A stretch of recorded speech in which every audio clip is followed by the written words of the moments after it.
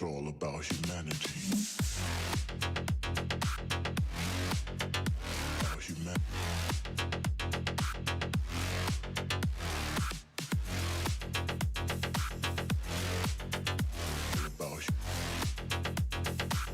It's all about humanity. About humanity.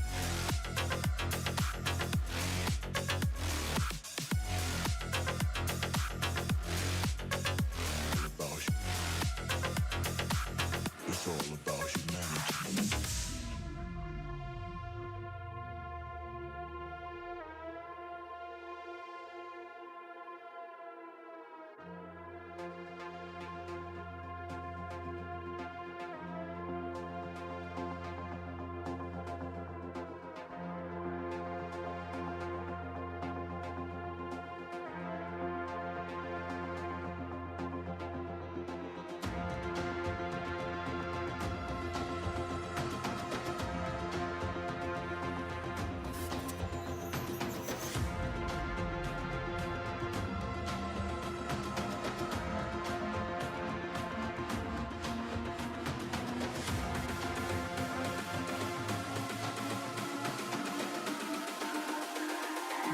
It's all about humanity. About humanity.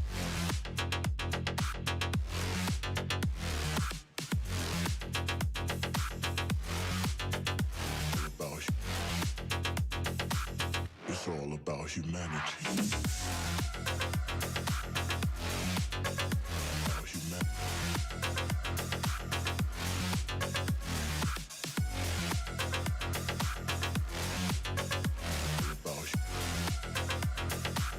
It's all about humanity.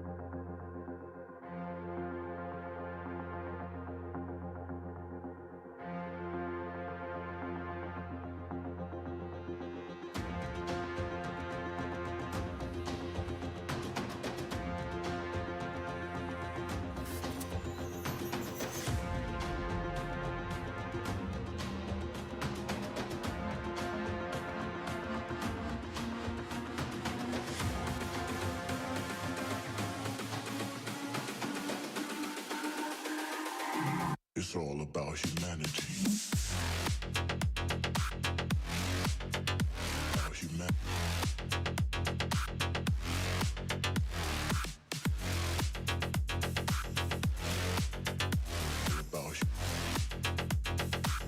It's all about humanity. About humanity.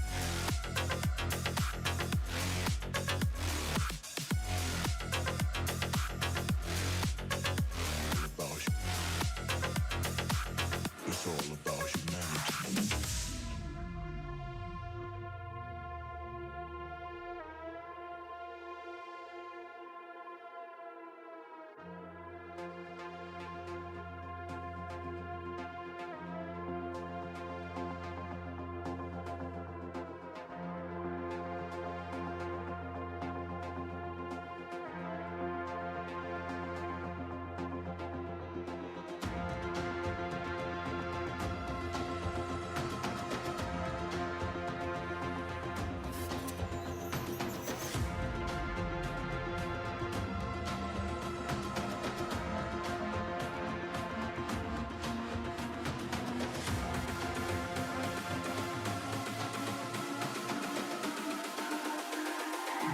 It's all about humanity.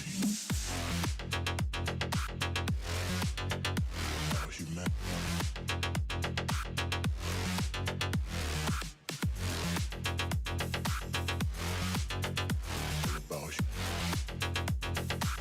It's all about humanity. About humanity.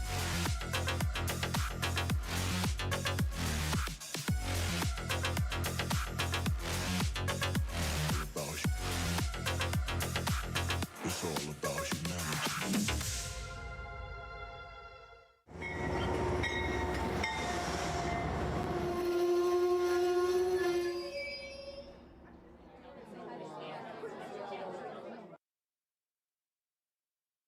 Good evening, model citizens. My name is Heath. This is Humanity Junction, and welcome to Modeling Monday. Today we're going to just have a group hangout, do some modeling. I got some stuff on my bench. I got some stuff to show people that I've been working on. I got my head buried doing some programming the last week in a couple different places. One of those places may affect whether this stream comes off tonight, so we'll just have to wait and see how everything goes. First, let's check in and see who's here today. Starting off the list, I've got Adele Bo Liu. I believe you're new here. If you're new, please put new in the chat just so that we can all say hello. We also have Andrew Estep, who I think is also new around here. Lee from Anfield Road Layout in the Loft. The Glue King is in the house. We also have Opa Anthony Dodge, the Model Train Outsider. Dave BNSF N Scale. We've got Dragon Lover 68. We've got maybe George, maybe Wally from GFW Trains. Brian from Ink Rails is in the house. Kyle Stevens is here as well. Lynn McCurdy, thank you for welcoming me to my stream earlier in the chat. I did catch that. Hello, Andrew, Mr. Pictovid. We have Nisi J in the house. Nick from Nick's Crossings is here. Mike, Rail Artist. Randall Ellison. Sarah's Attic of Treasures is here. John Schuylkill River Valley is in the house. We have Steve Childers checking in. We have Mike from Wicked Insanity is here. We have Tim from CP368 Productions. Dwight Curley is also in the house. Randall Ellison checking in as well. Welcome, everybody. If I've missed your name, I apologize, but everyone will, I'm sure people will catch you in the chat and say hello. Dad Cook says, for some reason, when Heath came in, I dropped off the chat. It definitely, things happen sometimes. So I'm using some new setups tonight, and I'm a little curious to see if they're going to work or not work. One of the things says that I'm live, but it's not actually showing... it's not actually showing up something that I expected to show up would happen. So, the minor things will will hopefully figure that out in a little bit. If you didn't see your show on the list on your left, my right, send an email to myself or to John at Schuylkill River Valley, and we'll get you added up to the list. Let's see who we have down in the basement. We're going to be welcoming Steve Childers, as well as we've got James from Boulder Creek Yard. That's it. I couldn't remember for a second there. Yep. How you gentlemen doing? Doing great. Awesome. Doing all right today. As long as I'm not muted. You're not muted yet, but I will say I'm going to show it off in a little bit. The new system, it'll be much easier for me to mute you, and you'll have no idea that you're muted. So I'm looking forward to giving that a try Wonderful. when I get that set up. You've never had a problem in the past. Never. Is it a big No. red "that was easy" button? Yeah, basically, exactly, same thing. Before we get started, or before I start showing you some of the other stuff I've been working on, I'm working on my Golden Valley canning kit again. I was hoping to do some work on it, but instead of doing work on it, I've been doing some programming. So tonight I'll be working on the Golden Valley canning kit. Steve, what do you got for us tonight? I am, I've worked with plaster Paris and hydrocal and smoothed it for years and years and years, but I've never used Sculptamold. So I am going to be doing some Sculptamolding back here on the farm scene, and I'll change camp when I start working on that. You've never used Sculptamold. There you go. I haven't. So the one word of warning is that it's gonna dry faster than you think it's gonna dry. At least that's been my experience of it. So I would just. Well, it's not a big area, so I think I can handle it. It sounds good. James, what are you up to tonight? I think I'm gonna be putting down some more Smooth It for the road stuff. I was out of Smooth It, and so I decided to just keep trucking on, putting in ballast and stuff, and I've made a mess of everything. I gotta say, James, man, you are so much farther ahead than I am on this project. I am just I'm still on my first kit, and you look like you've got a whole module going already. I'm not also balancing quite the YouTube channel and such that you are. Well, I wouldn't say I'm balancing it very well, but I'm doing something. I'm doing something. Yeah. Lynn McCurdy, how's life over at Twin Peak Railroad? We're doing fine. I just had a derailment that I'll get to in a minute. Get that cord you recommended. And, yeah. Which way do I look here? Okay, I look this way. Move the camera around, but I can also now move it. Like you said, it's better to walk than it is to zoom. Yeah, in my photography classes, they always said when you need to zoom, use your feet. Don't use the camera zoom. Just, pick your framing that you like and then move closer if you need to with your feet. So that's, I suggested, Lynn has a webcam, and I suggested he gets a USB extension cable because he wants to be able to give us some close-ups of some of the stuff he's working on, and now he'll be able to. So, yeah. So what are you going to work on tonight besides that derailment? We got a train show coming up, May 22nd, 23rd, place called Ridgecrest. Most people have never heard of it unless they keep track of earthquakes and they know where Death Valley is. I have a new steam engine already built. I just got to go pick it up that has sound and everything, and I've been getting together some cars for it and then going through I'm not kidding, thousands of box and rail cars, just checking out wheels and couplers and making sure. So I got a whole stack of cars over here that I've been working on anyways, and I just set some more aside for tonight. So when you go to a train show, how many cars would you bring with you? I'm assuming not 1,000. More than I can run. How about we limit it down to road names? Okay. Always have Santa Fe, always have Southern Pacific, I always have the Northwestern Pacific, which you may never have heard of. I got a couple of UPs, UPs are mostly newer, which you may have seen some of my videos where I've got about 8 or 9 of those alone. A couple of other Southern Pacific daylights, Kansas City, which everybody heard about what's going on with them, and a few others. So literally, how about if we go by boxes? Oh, Consider an Apple box. I'll probably take about 10. wow. That's boxcars, cabooses, other rail cars. The locomotives all go into better type carrying cases that are padded and such. Everything's DCC on an average. I don't know, maybe about 50 locomotives, and then the rest Wow. of cars.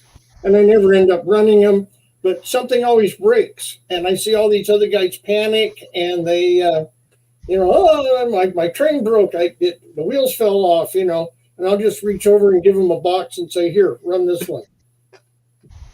That's so awesome. Do you have like a van or something that you bring everything in, or how do you like you stack your car to the gills and then you tell your wife she can sit on the roof? Or you're gonna love this, and I'll send you pictures later.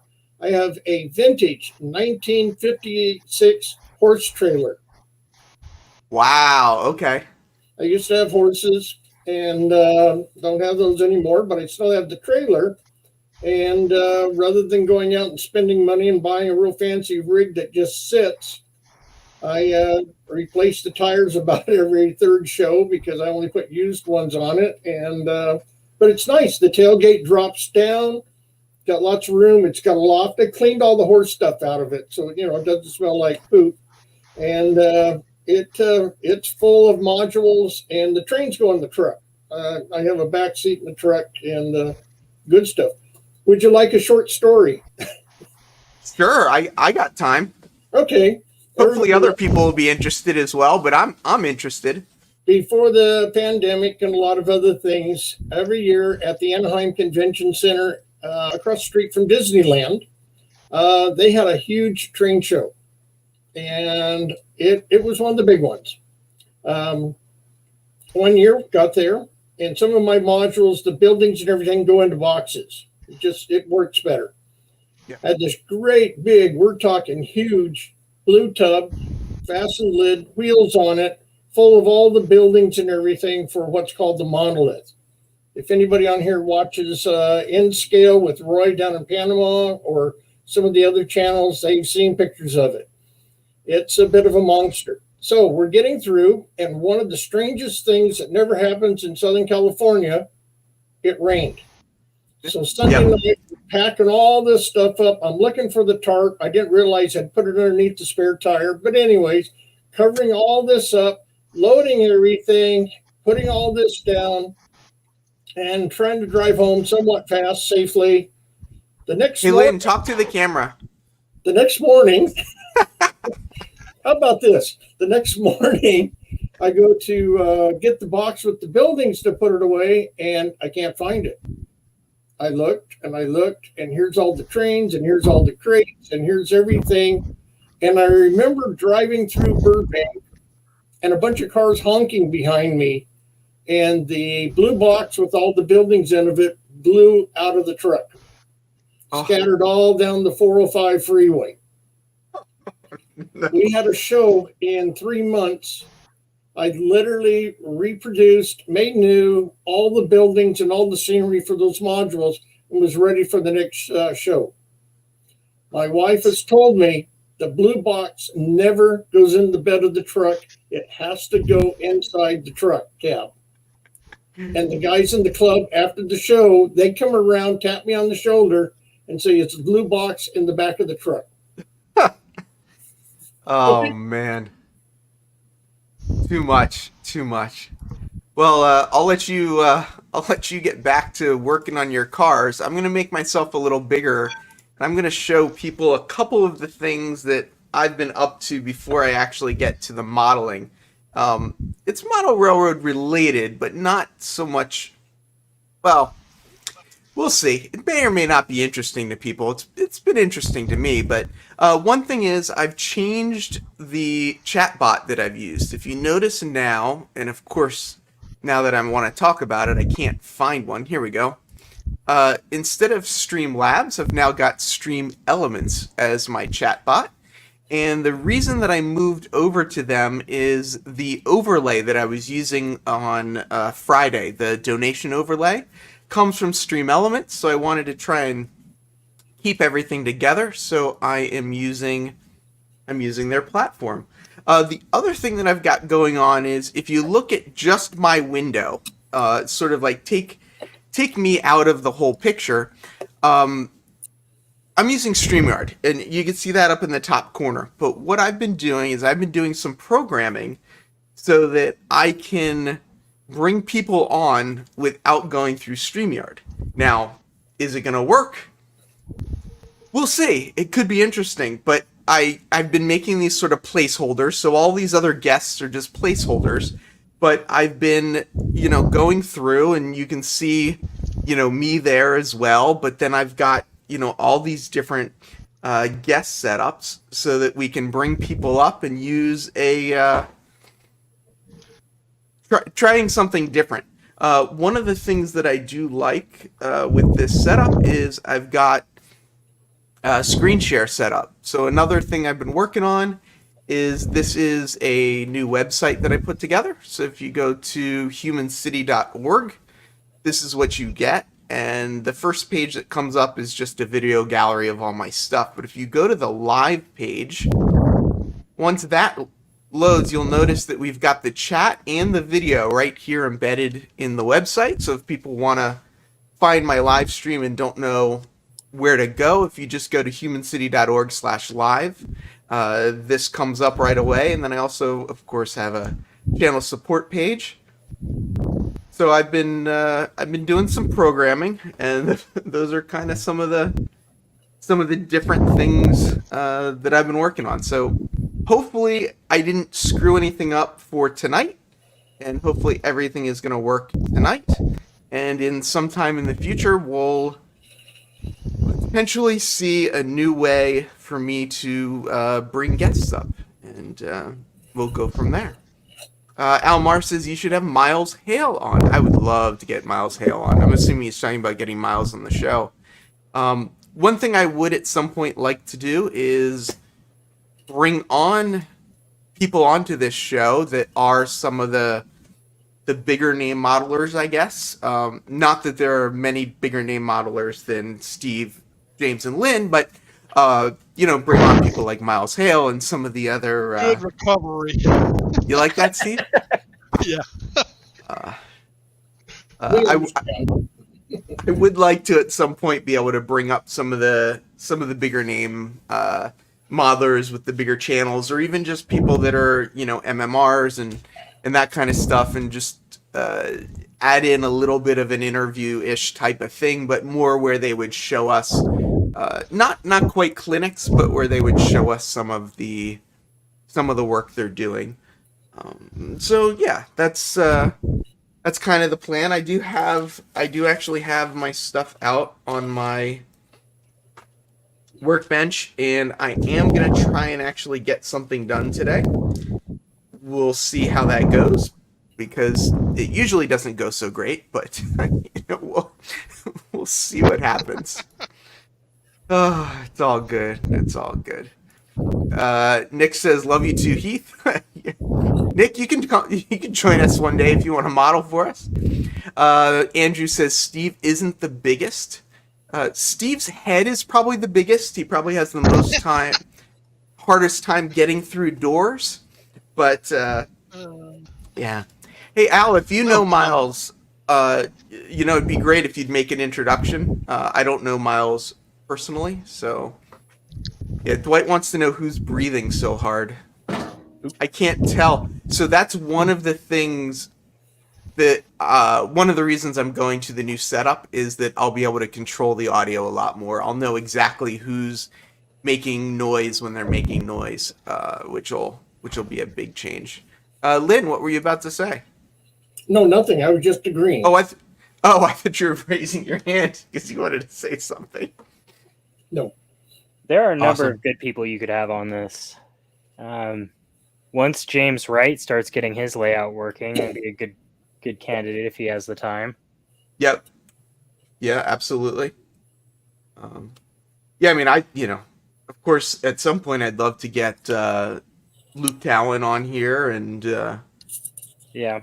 Kathy Millett. Even get Jenny Kirk on here as well, talk about, because she's, I think, a little more of a speed modeler, Mm-hmm. is sort of the way she thinks of herself. But even to get her on here, and I think would be really awesome. Looks like Al says he'll try and get a hold of him. Yeah, I think people would love that if Miles. I believe Miles Hales has a YouTube channel, and if you look up Miles Hale, it is his channel, but that's not his main channel. His main channel is some other. It's not model railroading technique, but it's something else. But he does have a pretty good YouTube channel out there as well. I'll have to figure out what that is at some point. Andrew from Mr. Pictovid says, I always breathe hard when Heath is on. I don't know what to say about that. Thank you, Al. Miles Hale's YouTube channel is called Model Railroad University. I'm glad somebody remembers. But Miles was actually he was on somebody's channel. I don't remember whose channel it was. And I subscribed to him and whatever, and he seemed very nice, and I was kind of a nobody, and he seemed nice though from our brief introduction. So what I'm gonna attempt to do is put these. Let's see if we switch to this one, if it's any easier to see. So Sculptamold seems a lot like cottage cheese. paper mache. Yeah, that too. I believe Sculptamold does have paper in it, but you know who would be able to tell you? John from Schuylkill River Valley has a video on how to make Sculptamold and could probably tell us whether one of the ingredients is paper or not. Similar to toilet paper. I think he uses shredded paper from a paper shredder. He's on tonight. I'm sure he'll comment. Although yeah, he just posted up Miles Hale's website for people. The way I've seen to make it is with toilet paper, and there was somebody put out a video right last year when the toilet paper got hard to get, and they're like, well, that was now a $30,000 thing of Sculptamold. That's too funny. I can't remember who it was, but somebody made a how-to, and that was one of the a lot of the comments actually.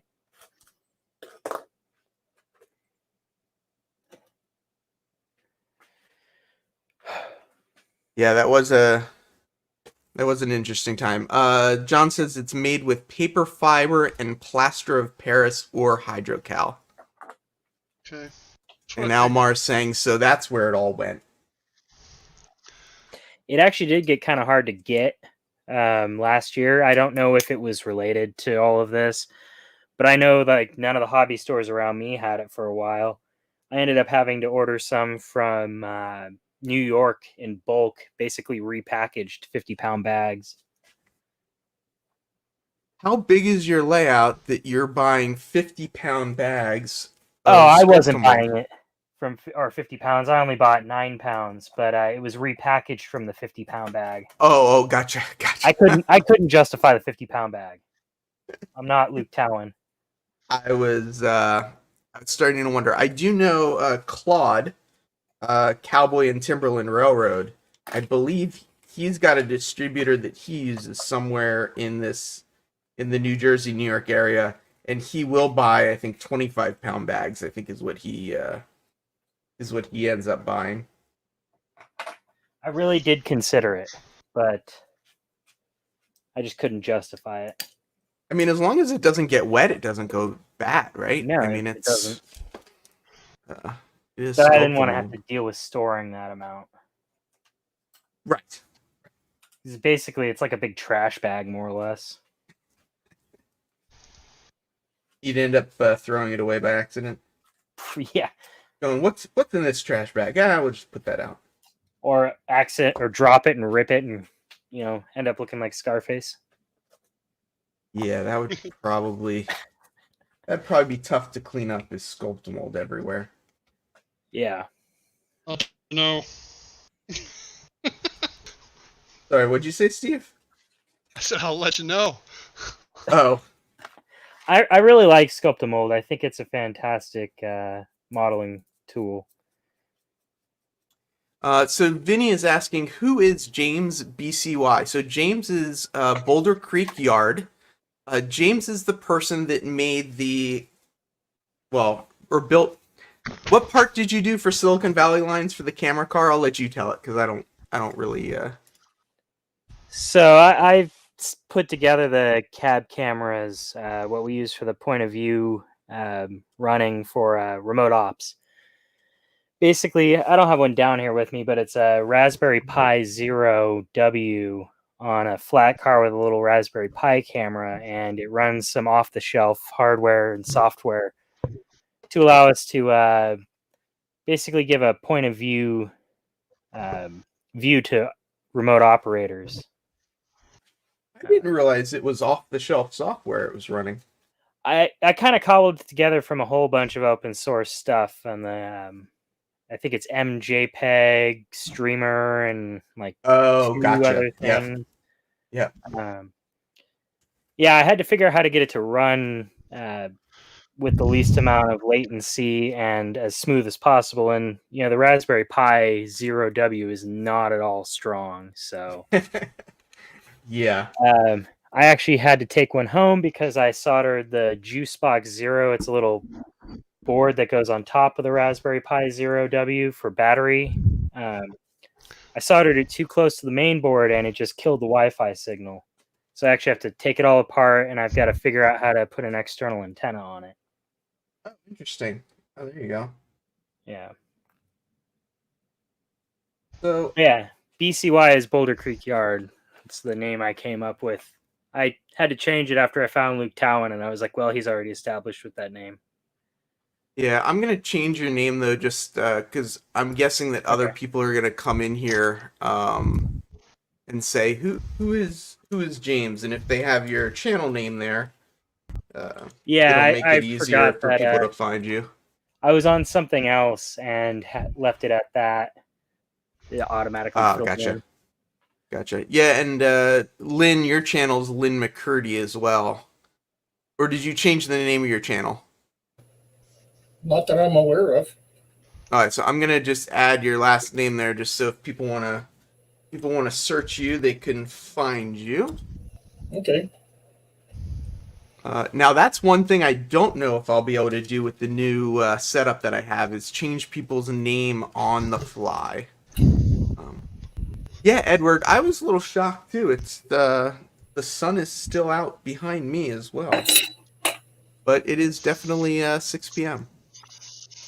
So Drew Dudes is watching without sound. I don't know how interesting this is going to be without sound. I don't know how interesting this will be with sound. I was trying to watch somebody's live stream while editing a YouTube video, and it was like, I can't do this. There's no sound. Yeah, after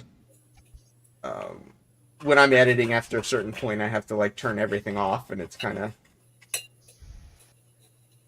yeah. Yeah, occasionally I need to take like 5-minute breaks to hear somebody else's voice. Oh, I hate listening to my voice. Yeah. Okay, so I just soldered. I just filed this down, so now it fits in between the grooves. Sorry, what were you saying, Steve? So you keep teeing them up like that, I'm going to start hitting a drive. Go for it. Go for it. Heath, like the layout on your website, I'm trying to get a similar feel for my site. Yeah, so I'm using, what's it called? I'm using WordPress, and there is actually something I'd love to fix. If anyone knows WordPress, I'd love some help. If you notice, my header is just huge, and what I want to do is crop it right above model railroading. and right below in a small space, and move it all up so that it doesn't take up so much room, and so that what's below it starts much sooner. So if there's any WordPress experts in this community, I would love some help if if anyone's available. That's what he already said. Mr. Michael McCarville. Michael. How's everything going, Michael?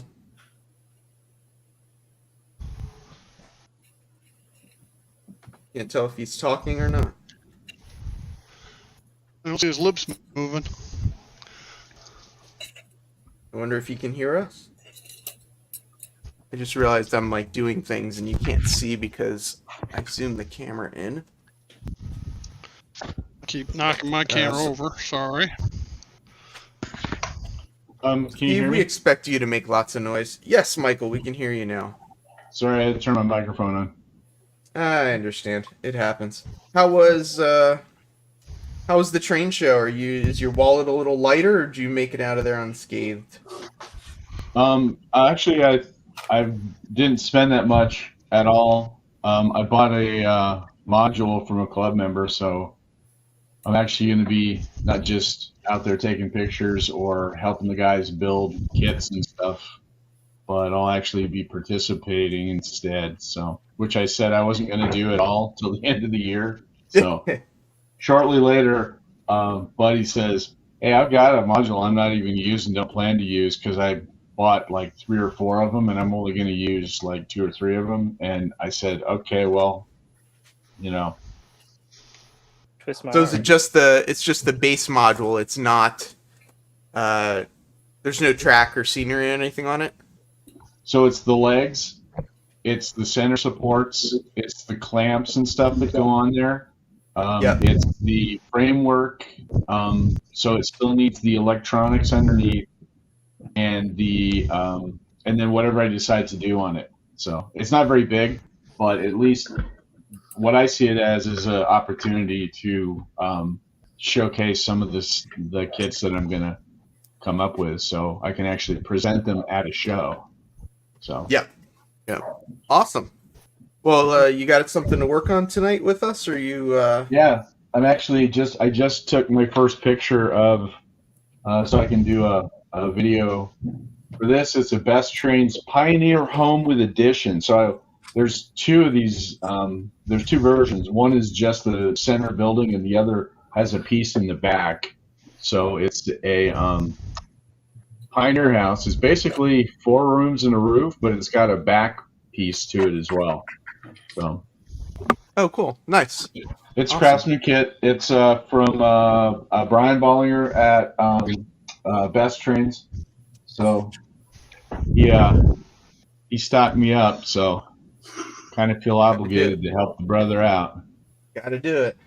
So yeah, hey, you're texting me Thursday night, and you're like, "Hey, have I caught up with Roy?" And I'm like, I was thinking to myself, what are you talking about? The show's not till like tomorrow. It starts Saturday. So You got there early. You wanted to have dinner with you. Trying to find you. I was swamped, man. We got free tickets to go to the Union Pacific Rail Yard, Bailey Yard on the north side of North Platte. We got free tickets to go. I never used it. I still have it, and it actually says it expires at the end of 2022, so I got plenty of time. So we'll see if I make it over there again. I mean, if we go over there again, we'll probably do a show between now and then. They do like 2 shows a year, so Yep. it's a 4-hour drive. It's kind of the upper limit of how far we want to go, although the club has gone from Denver to Minneapolis in the past. So we'll see if that happens. These That's a pretty days, you long got to haul. go where the shows are. Yeah, well, you get your modules all pretty, and you want to show them off, Yes. Yeah, no, absolutely. The other nice side of it is, really, We have an opportunity to set up some stuff in the church, but we can also set up stuff at shows and have operating sessions. But we're talking about like 50 by 50 foot module conglomerations. So, we don't have opportunity to do that. Yep. That's what's good about the shows. So Dave P. Yeah. Oh, you got it right. Of course I got it right. When's the last time I've gotten it wrong? It's been at week. least like 3 days. Yeah. Week. The night's early still, too. Yep. Just starting it off. So now usually the question when I ask you what you're working on, the answer is always the same. Well, it is sort of the same. I'm working on the barn, but it's not Jack Jack's contest anymore. Oh, okay. Did you submit some photos for it? There's some photos on Facebook at my Facebook account. Plus, there's a couple of There's a video up of it on YouTube. And your Facebook account is Paul what?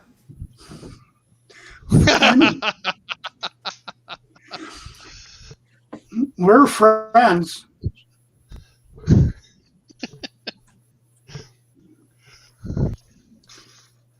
So, yeah. So I didn't get it done in time.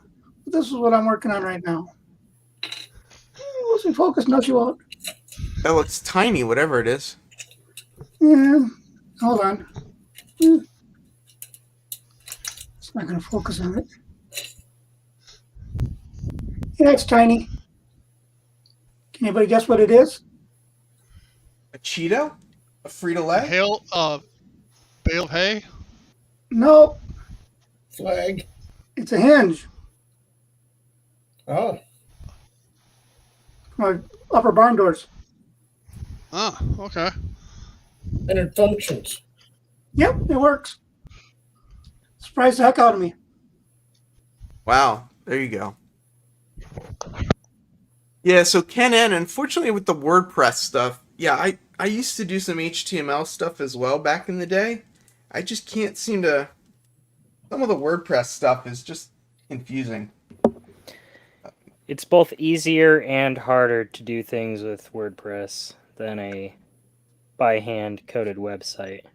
If you're satisfied with what it looks like out of the box, it's easy. It's perfect. If you want to make any changes to it, that's when It also all depends falls on apart. it depends on if you're using WordPress.com or WordPress.org as well. So Yeah, I have .org is what I'm using, self-hosted. Yeah. So now I got to figure out what I'm going to do for the second contest. The second contest, there's another Jack contest already? Yep. Announced it on Saturday. Oh, that's awesome.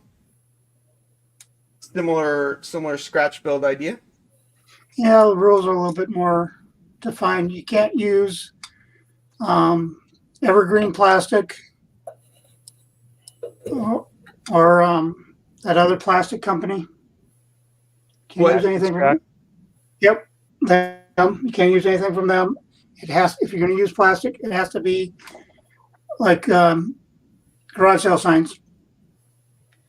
wow, Oh, interesting. that's cool. Yep. It can be out of wood. It can be out of wood, cardboard, or garage sale signs.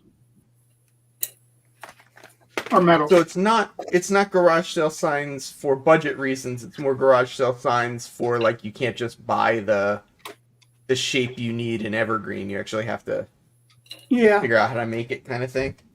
Yep. That sounds cool. So you building another barn for that? No. One barn's good enough. That's why I'm still trying to figure out what I'm going to build. I got to finish that barn. Right. At the same time. Huh. Well, good luck. Yeah, I'm going to need it. Better you than me. Yeah. I have some scratch build stuff that I have to work on for this model. There's my template. Falling apart. Unless somebody knows of a 3-sided shed kit that's about 20 scale feet tall. No. What about those Pike whatever kits? That actually might work. Just like the random building and then just kind of kit bash. Yeah, because they usually give you the walls and you can, make them any size you want. And If I fail this scratch build, that might be the way I'm going. Then. Oh yeah, because they kind of also have like a lean-to kit now that I think about it, which would almost be perfect. Well, my sculpt mold hillside doesn't look too bad. Are you done? So I got to get static grass. Yeah, Which Once it picture dries, are I'll you? Here you are. static grass on it. Are you Clean it gonna do some base painting first and then put static grass over that? Yes, it'll be brown paint like the rest of my base. Yep. So if you want that to be any smoother in any areas, wait for it to dry a little bit, then get your fingers wet and just kind of rub along it. I've already done that to a certain extent, and actually, once the static grass and stuff's on there, I don't think you'll be able to tell how lumpy it is anyway. Yeah, And it just kind of it's depends natural on hillside. the area that you're working on, I guess, as you were saying. So We always I knew have you were a some little smooth lumpy, it too. I Steve. can put up. Yeah, some smooth that I can put on it too.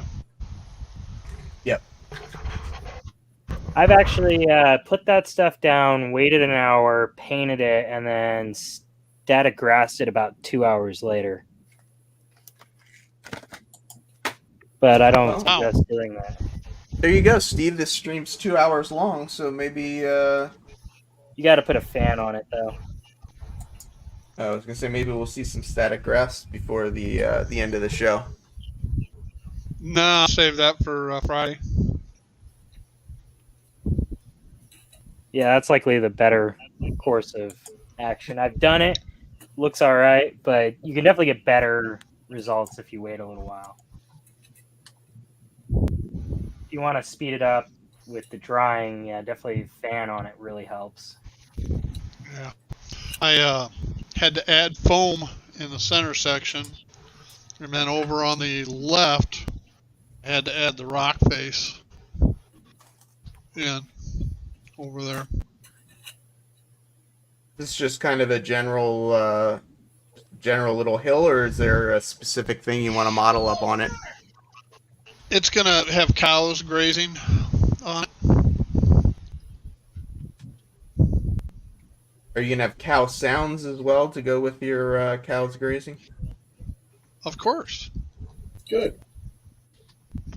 I figured as much. I just I had to ask.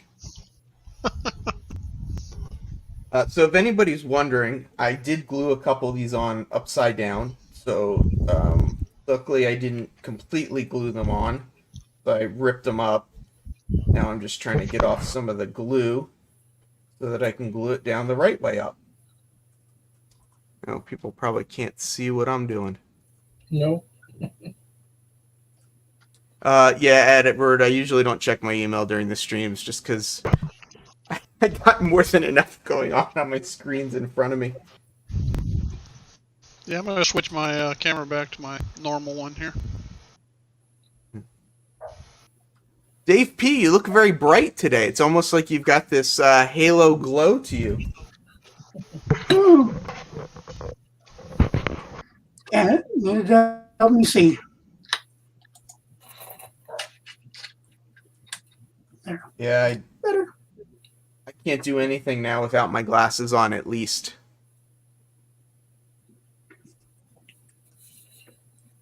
Looks like Tim might be getting into some diesel stuff on his layout. He thought he was going to have to cut it off at 1932. Now he can go as late as 1960. Oh, yeah. Robert Flying Crow says, more cowbell. Can you see And this? Steve just hit the wrong button. Are those all wheels? That's what I've done to the last couple of days and today. All Those are the old wheels? the old plastic ones, yes. What do you do with all the old plastic wheels? Well, there used to be a guy in Maryland that runs the train show there, and I would ship them to him. The last shipment was over 5 pounds, Wow. and he has a table set up at the entrance to the show. When people come in, if you buy a box car or whatever, and there's a wheel missing, then he has this big box of wheels out there, and it's just kind of help yourself. Yep. There's one hook couplers, miscellaneous. There's some trucks in here that aren't really good, but somebody might find a use for them. And then he would ship me all kinds of stuff back, old boxcar shells, the trucks, screws, all kinds of odds and ends. And we would just send stuff back and forth like that. I was going to say that would make a good like scrapyard. Like if you're going to do a train scrapyard to have all those wheels. It would be a very big scrapyard. I do use them. A lot of the other club members, some of the other club members at meetings, they'll just bring bags of these and then we ship them all to this guy. Nice. That's a pretty cool service. Yeah, I was going to say it's good to have someone to send your garbage to, right? Yes, better than the landfill. So just while we've been talking here, changed out the wheels, put a couple of KDs on it, lubed them up, dry lube, and wheels will sit there and just spin and spin and spin, which is what you want. That's one thing at some point I need to do, although I feel like I have so many cars that to start swapping them now would just be so expensive. Well, I know, you just got to do it. I got these the other day, 100 wheels, with shipping and everything right at $100. Oh, that's not bad. No, I shopped around. Yeah. Still, that's a good chunk. How's the quality on them, though? Excellent. I doubt if you can see this on the camera, but you spin that, I can feel it vibrating. It finally just stopped spinning. And it's amazing how much cleaner your track stays with metal wheels versus Yes, plastic. absolutely. Oh, And the yeah. sound is better too. Yeah, Adam's saying he takes his old wheels, he adds TT roller bearing caps and rusts them out for extra scrap wheel loads, etc. The roller bearing cap thing is a good idea. I don't know if you saw what I was doing here at the last. It's an old piece of sponge, some folk art, and just dirtying up the bottom of the car and rusting the trucks. Adam's saying Rapido or Intermountain are all about 75 to 100 for 100 count wheel sets. These And are Intermountain. they're Intermountain. Okay, that's what Split Rock was asking. I think, I don't know, an N scale, I feel like they're more expensive than that. I feel like when I've looked up 50 packs, they've been like, 50 count packs, they've been like $65, but yeah, another expense of the hobby, right? Yeah. I tossed out the label, but then there's these little boogers. Couplers. Yeah, I know a lot of people go through and swap everything out that they can as far as couplers and wheel sets and stuff to get the metal wheel sets and to have all the same couplers on everything. And I definitely have not gotten there yet.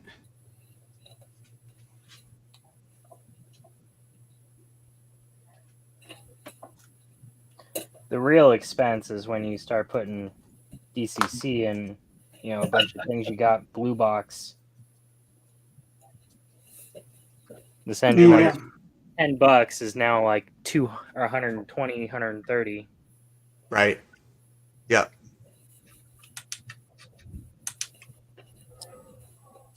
I've got not all my HO stuff, but the majority of my HO stuff is all Athearn Blue Box from back in the day, and at some point I'll pull them out and fix them up and whatnot. But for now I'm trying to avoid that. They make really good super detailing projects. You know. Yep. You can go out and buy stuff that's just as detailed or more detailed than what you're willing to do. But if you're willing to do it, it's actually really fun to do. Yeah. Edward's saying just buy a lathe and machine your own. Oh yeah. Adam thinks Steve looks bored while he's waiting for his sculptor mold to dry. I'm actually eating dinner. Oh. Did you not know what time the stream was tonight, Steve? I knew. Get your dinner in ahead of time?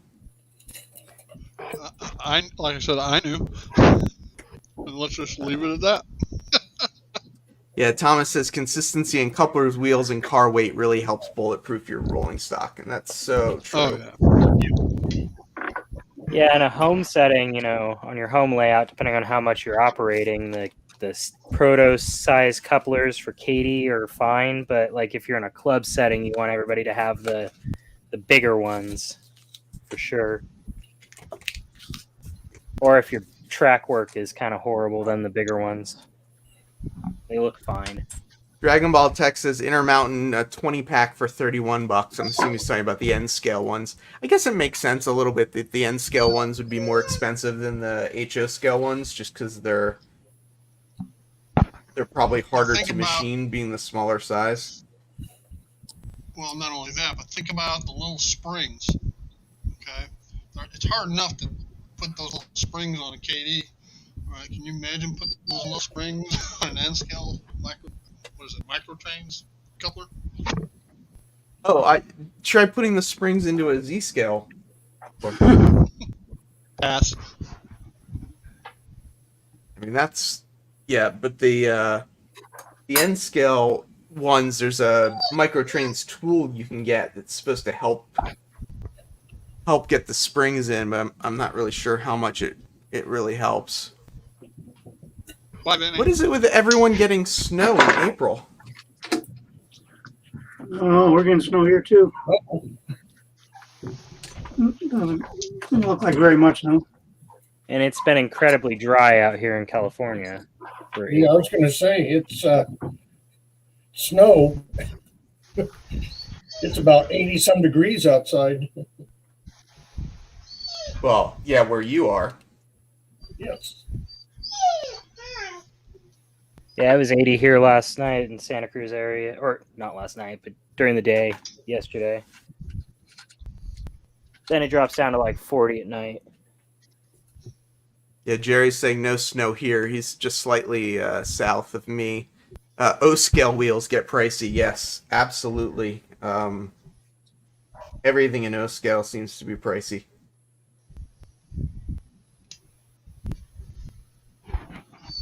Just getting into O-scale was pricey. Yeah, it's funny though. Like, whose dog is crying? That's mine. At the You can hear her local, whining in the training background. store, like G-scale stuff, that's surprising. That surprised me how cheap it is by comparison. Well, I think it depends what G-scale stuff you're talking about too, though. I mean, some of it's definitely expensive. Some of it, yeah. But I mean, like by comparison, for something that's just this massive thing to be $400 with decent detail, you know, by comparison to a really small HO scale thing with, you know, okay detail being $190. It's just it was it always shocks me to walk by those and see like, oh, that's, you know, not as horrible as I think it is. Right. Yep. Catnut says you have to pace yourself with O-gauge. And Mr. Pictovid, who is primarily a G-scale modeler, although he just got some N-scale, so we're getting him over to the dark side a little bit, but he says not all G-scale is cheap, which is very true.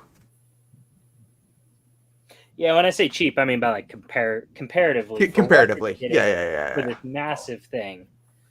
Yeah, I keep joking with Mr. Pictovid about getting a G-Scale GG1, and those things are not cheap Yeah. at all. Yeah, or like some of the shays and stuff, those aren't cheap. Yeah. I do not own a Shay. That is one thing. Is one thing that would be fun to get. I have been trying to get a hold of one, but man, it's Yeah, I finally got one. So Greg, how's life? Hi, Heath. Yeah, Hi, Greg. everybody. Pretty busy actually. Just in case you all won't know, my daughter is getting married in about 3-4 weeks. Congratulations. Thank you. Congratulations. So I've been busy trying to find a suit, and the one thing I can't get is a pair of shoes. Ah. Yep. I've sworn that I'm going to wear me Vans or something.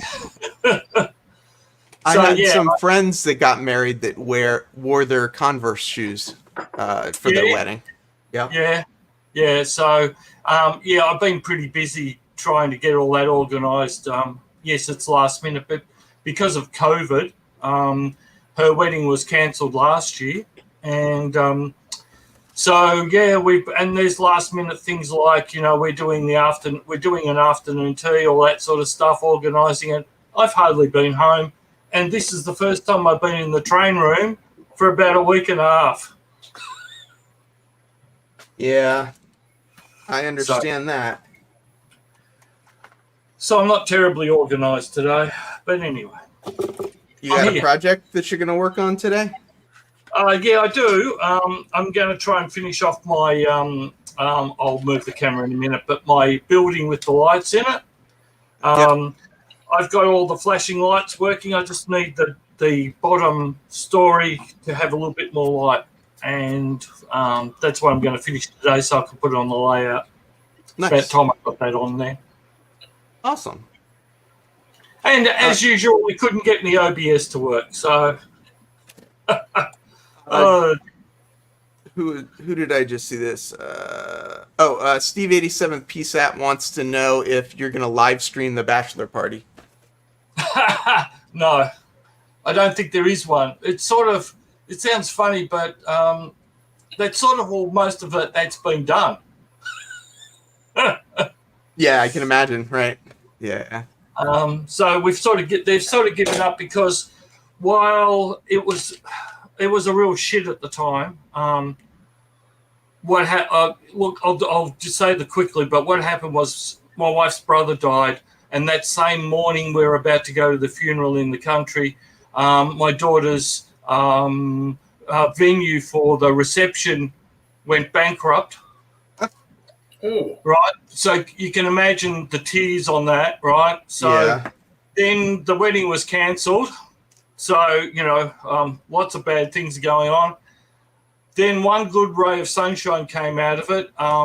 The government provided some incentives for building to try and stimulate the economy here. So what happened was she ended up with $45,000 for a deposit on a house. And Wow. she now owns a house. She's buying a house, but she's actually living in the house now. So, she didn't get the wedding, but she got a house. So I'd say it all worked out pretty well. So it did. That's a better deal. Yeah, exactly. Yeah, so obviously the wedding's gone a bit downsized, but yeah. So that's where we're at. Sorry, that's All good. All good. John Arthur's checking in from the baseball field. They're having a little practice. His son plays baseball on Monday nights. Hopefully at some point his son will start driving himself and he'll come back and join us again. Dakman was asking what I broke already, and Thomas was saying that I broke my G-Scale GG1. I wish I had a G-Scale GG1. Hillbilly Railroad, and you got S bigger train room. Not exactly sure what that means. Oh, you got a bigger train room. Yeah. Heath broke my spirit with the blue doors. I'm telling you, when I'm done, these blue doors are going to be the hit of the century. But John the Hartson question says not is, anytime soon. it's been what, 3 weeks?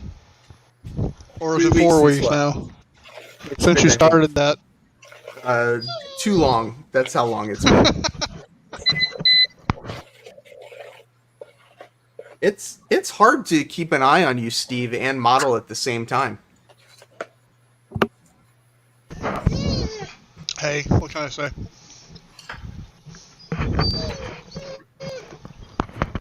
Your dog is still whining, Steve. That's why I mute myself except when I'm talking. She wants my dinner. Oh. We were all thinking she wants to go out. She wants to go out for dinner. She's got her own doggy door. She can go out anytime she wants. Oh, really? Oh, that's cool. Yeah. She can go outside to the screen room, and there's another doggy door out there that she can get out to the backyard. Yeah, we do not have a doggy door for the dog. She cannot let herself out.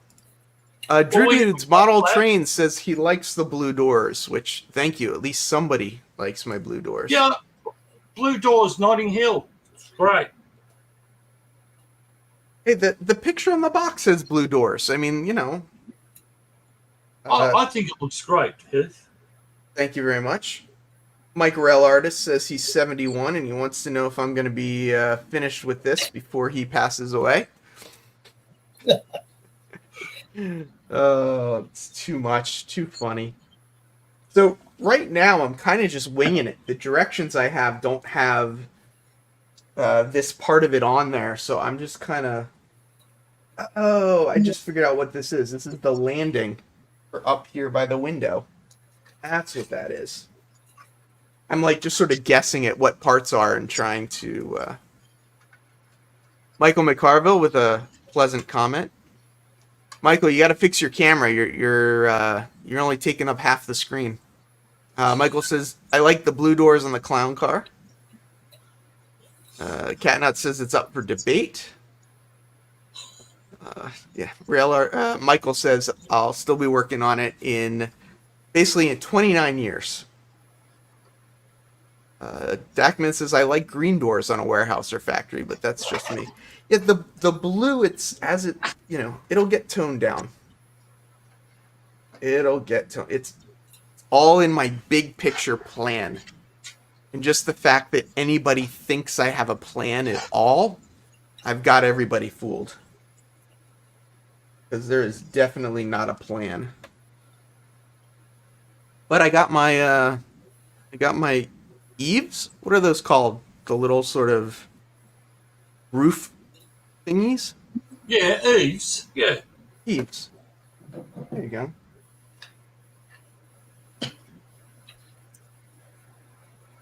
And now I'm going to try and there's a staircase that goes on this side here. There's a little platform, and then the staircase goes down to this little bit here. I'm going to attempt to put that on next. And I say attempt because, you know. Mike Rail Artist says he'll still be around at 100.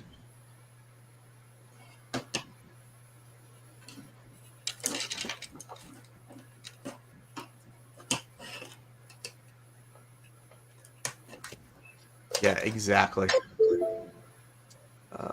Plan? What plan? Nisi says, I thought the blue was painter's tape. Not anymore. The painter's tape came off. Brian from Iron Horse Route checking in. CP368, Tim says they're usually brown or cream. Oh, hey! Saturday Rally Woodworking. If people don't know, that's Jerry's other channel, and I always give Jerry I always say hello to Jerry back using this channel name. Real Artist left the Twin Cities in 2009. Parkersburg, West Virginia.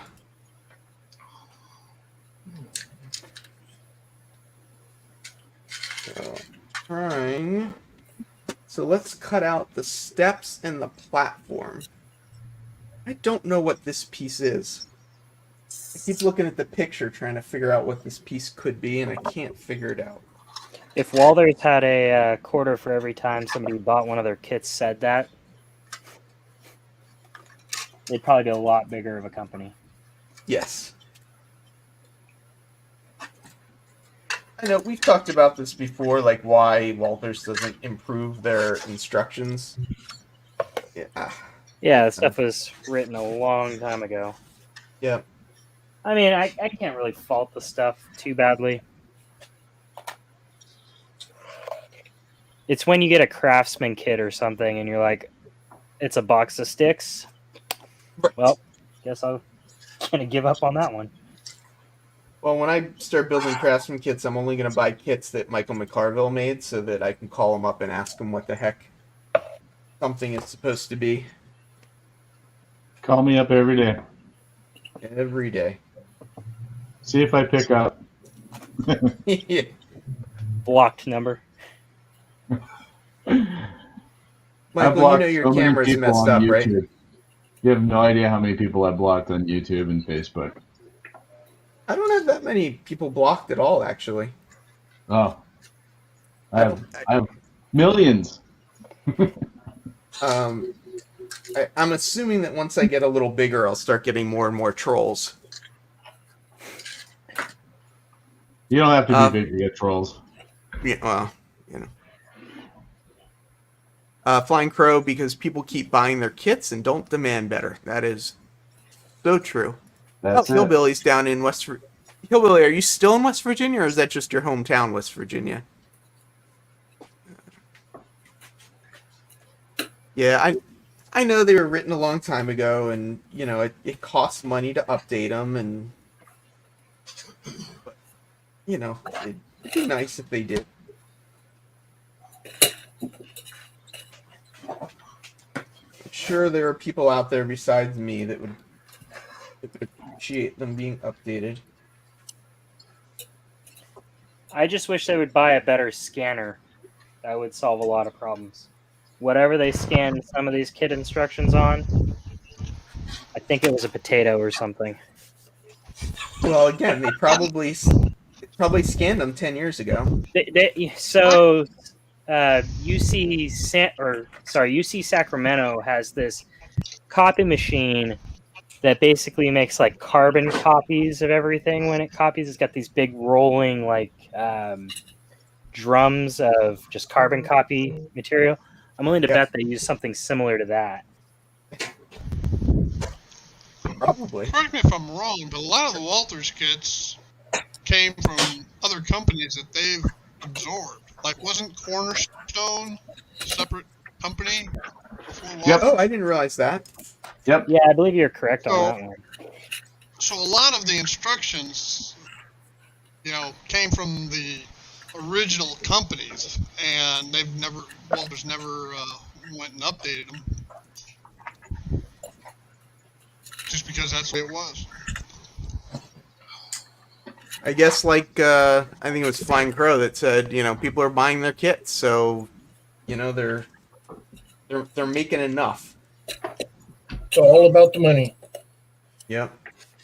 Some of their train line stuff, I can't remember who made that stuff, but yeah, I found old photos of it, and the original scans that somebody had were much better quality.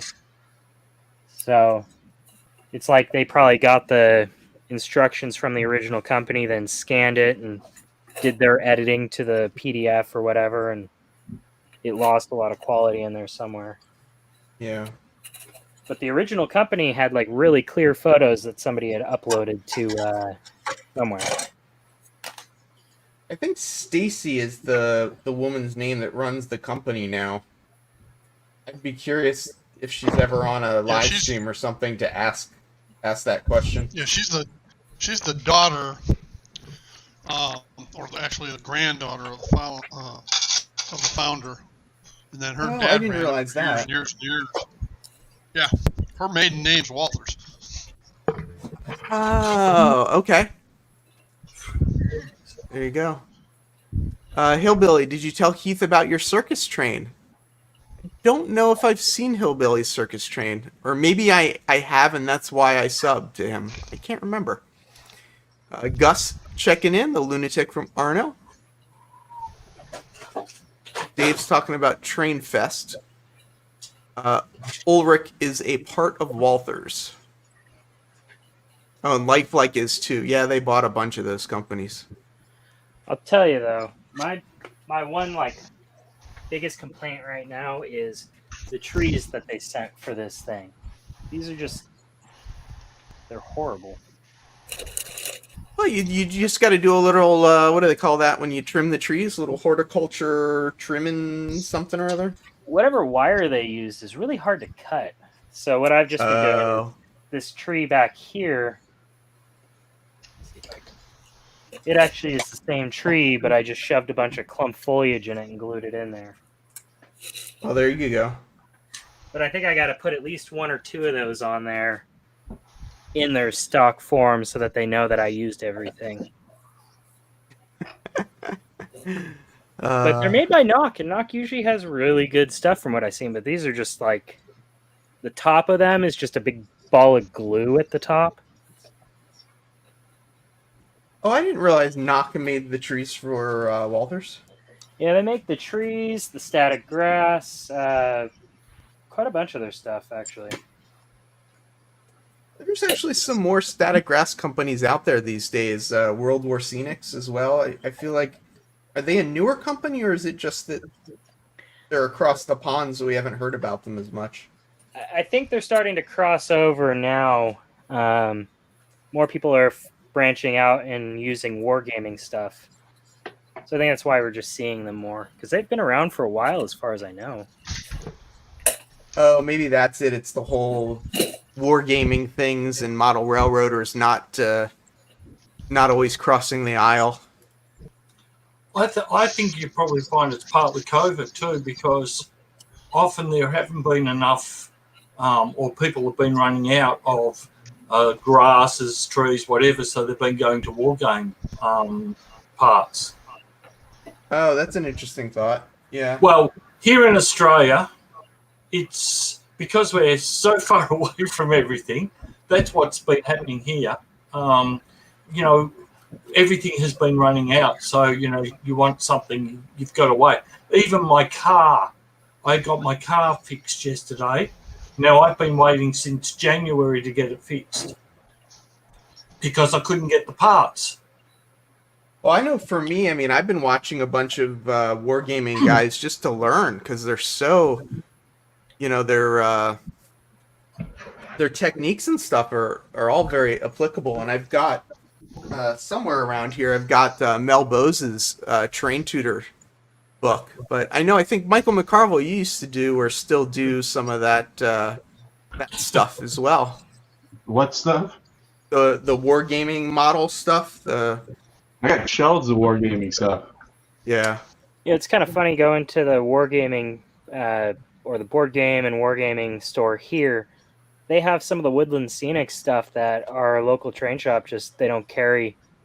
Yeah. I don't know if it's just because it doesn't fit in their store or what. But yeah, that's interesting. They got a bunch of stuff that I didn't see over there before. I go there because I can get the Vallejo paint from them. Oh, right. Anthony says, from what I understand, all static grass is made in one of 3 factories in China, all owned by the same company. And I know that's true with a lot of the model railroading stuff, is there's like one company that everybody contracts out. Yep. And do any of you watch the Wileys, Todd and Brett? Used to be HO scale structures. I'm not familiar with it. Okay, well, Todd's into HO structures, modifying them, doing all the stuff. But recently, he, just for shits and giggles, I guess, is building a diorama with a tank and a burned out building, everything. And he's picking up on a lot of tips from the war gamers doing that. Now he's moving that on over to the train section, where you got a building that's been on fire or had earthquake damage or something like that. And he's finding a lot of material ideas, everything from those that do the war stuff. Yeah, I forgot Anthony Dodge is also a military war gaming guy as well.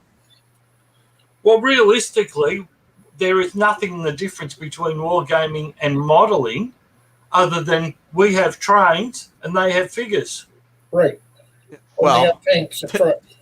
theoretically, we have figures as well if we're. Well, yeah. Oh, well. All right. Let me rephrase that. Yeah, war game figures rather than model figures. But realistically, their scenery and everything else is basically the same as what we are. Yeah, and that's why, like, I love this. I'll grab the book real quick. Well, so some of the wargame guys actually model in completely different scales. So while you can have some of that stuff transferable, if you're modeling like micro armor in 1/285th scale, you're not building trees. You're building large scale waterfront scenes and desert terrain and stuff. But all the detail is very, very low. So like the trees are stuff that you can actually play across. So the 1/285th scale, let me grab one, but I mean, it's basically, a quarter the size of the stuff that we're doing right now. Right, okay. Yeah, people are saying they're making fun of, I think, who said, someone talked about a consistent railroad schedule, and people are saying that that's a myth, a consistent schedule. Hey, can you enlarge me? Well, I bet you can. That's a different stream. Oh no. All right, so at the train show, I got a couple of HO scale. It's actually a pair of HO scale trucks. So you can see here's like the canvas top. Here's two cabs. That's a HO scale vehicle, and then. Oops. Uh-oh. There he goes. Oh, now he's small again. Hang on.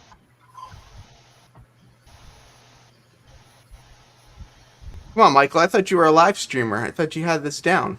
No, I got it down. I got a wonky webcam that my daughter bought me for Christmas that keeps freaking out.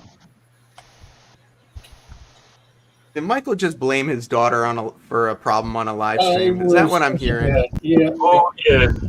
Yeah, and he'll be in trouble if he uses that. Whoa.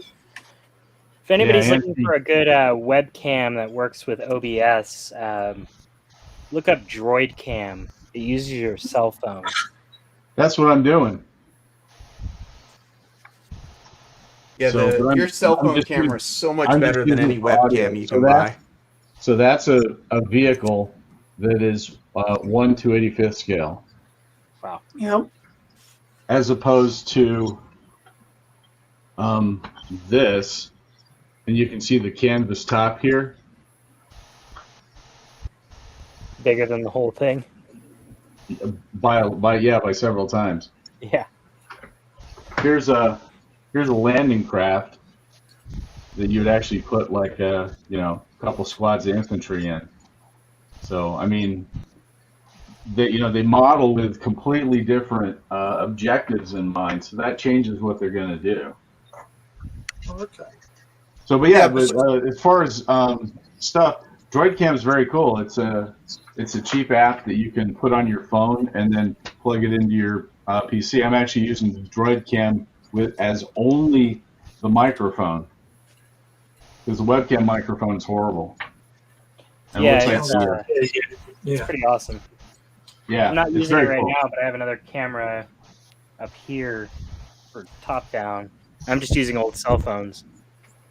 Yeah. Well, not old. This is my new phone, but I've got a microphone coming that is quite interesting because you can actually connect. It's USB. It's a desktop, but it also you can run 4 mics. It has a piece of software So if anybody's seen a Rode Podcaster, yep, it is Well, it's a Rode podcaster, but you don't need the hardware. It's all software based. Is it one of the Elgato Waves, or is it something else? No, it's a Rode. So the Rode have just released. It's called a Rode Pod Mini, and you get free software with it where you can run actually 4 microphones with it. You color code them, and you've got a podcaster for free. Nice. So yeah, I do. That's what I like about OBS is I do all my audio mixing in OBS, so I don't need, that other stuff.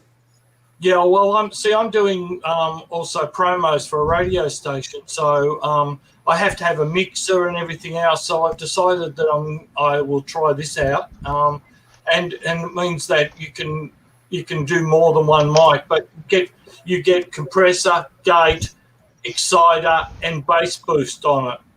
Nice. So, yeah. And it's cheap. Like everything I put together, I end up then breaking off. I just sort of damaged the corner of this, broke the corner again.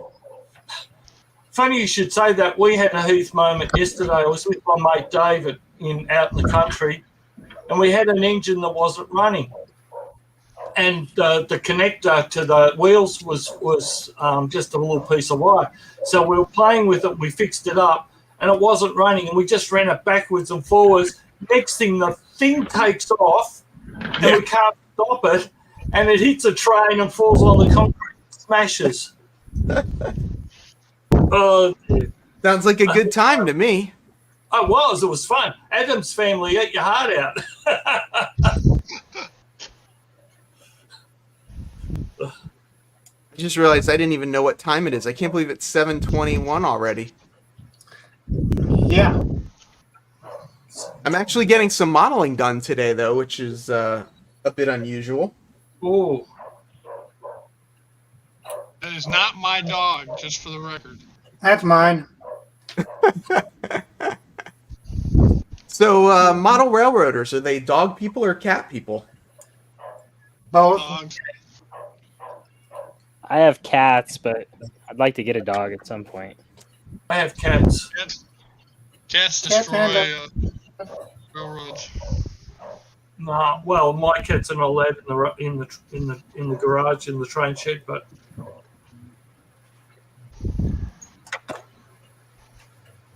Yeah, we have a run off flap. my, You were talking about the dog flap. We have a cat flap. Does your cat let itself outside? Yes, we have a cat run. So there are laws here because where I am of native animals. So they're actually not allowed outside the property. So what we have is a cat run down the side of the house, which has cat netting, and in the net has a little metal wire, which is just as well because one of my cats goes swinging like Tarzan across it. But so they have the whole side of the house that they can run up and down and go to the toilet, whatever. And we have a cat flap that they can come in and out as much as they like. Yeah, because you guys have all kinds of scary animals over there. Everybody says that. Yeah, not really. Not Tell really. me where in the U.S. we don't have scary animals. They're just different scary animals. When you guys have bears, we don't have bears. we don't let our Koala cats bears. out because of bigger cats. Yeah.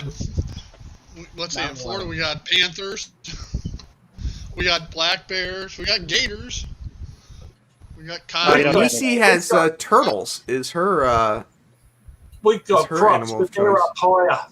We don't see crocs down here. It's too cold. The most dangerous animal to our cats, though, is cars. Yep. I think Yeah, that's the most dangerous thing to a lot of things is Yeah, cars. to dogs, Yeah. to any pet. Well, see, our cats are not allowed out, so it doesn't matter. They don't come anywhere near cars. So Jerry, I'm building HO scale, and the reason I'm building HO scale is this is a part of the NMRBO Walthers National Model Railroad Buildoff, and I thought that I would learn some stuff doing this, and I think that's It's been an interesting adventure. We could say that. Jason the Train Freak checking in. All right, Jason. Hey, Jason. Edward says, I have neither cats nor dogs on my layout. I need to order from Mini Prince. Container Man 68, we got human. That's the scariest animal ever. That sure is. Yes. Oh, there they are. I've got a deer on my layout and a hunter. Oh dear, do you? I've got a cat. I've got cows. And I've got a murder. Yes, you do. I just realized I actually have on my module that's up there, I actually have some dogs that I got that are just sort of hanging out around the module. One of them's peeing on a fire hydrant.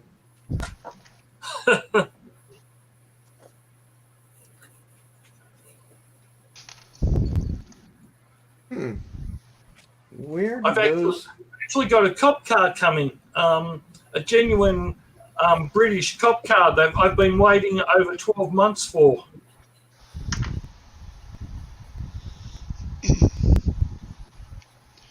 So I thought I knew where this piece went, but it's got two little nubbins on it, and I don't know what the nubbins connect to. I need to get an ambulance and a fire truck so I can stage a scene at my local train station, because we'd have like half a dozen people get hit by trains every year there. Right. Yeah. Well, I've found it hard because I'm sort of modeling, sort of 80s, 90s.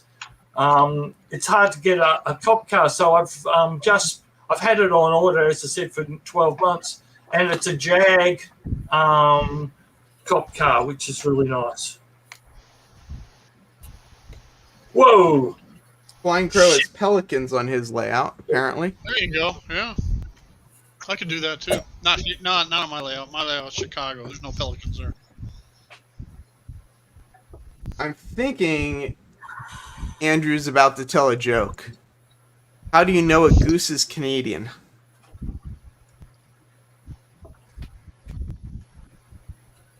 Wait with bated breath. Don't know. Yeah, I don't know either. They're not nice. Mark from My Life's Track says he has 4 Sasquatches on his layout. I got attacked by a couple of geese. I got a video of it somewhere. Do you really? Do you have it on video? That's funny. Yeah, I was at one of the distribution centers I was running at the time up in Illinois, and they were nesting right between the parking lot and the building. So, and I knew it, so I went, parked way down at the end, and got out just as they were flying in around the corner, and they went absolutely batshit crazy. And I mean, they were all over me. They took me to the ground. Wow. I was swinging my briefcase at them.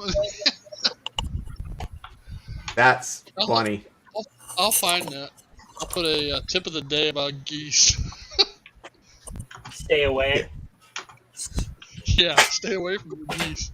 Do not upset the geese. If they have babies, they are so much worse. Yeah. If they don't have babies, they'll kind of tolerate you to a point. But if they have chicks, they'll attack anything.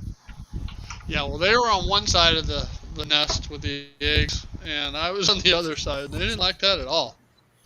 Even though I wasn't even close to the nest. But when they flew around, their depth perception was such that I guess they thought I was right on top of the nest. You were close enough. Yeah. We have magpies that swoop and pick the egg. I mean, I grew up near the Delaware Canal, and the geese along the canal sometimes, as you came by, would try and attack you on your way by. Well, Heath, I'm out of here. What? I'm out of here. Paul, where are you going? I gotta go check on the puppy. Thanks for coming. Anything you want to leave us with? Any videos coming out? Anything we should? Any reason we should subscribe to your channel? No.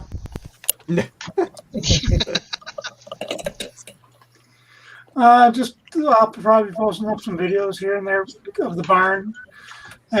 Besides what I had from the live streams, I did do some tape recording, so those will be coming out. And then I'll just be continuing on until I finish up the barn. Nice. And then figure out what I'm going to do for part 2 of Jack Jacks. Do that.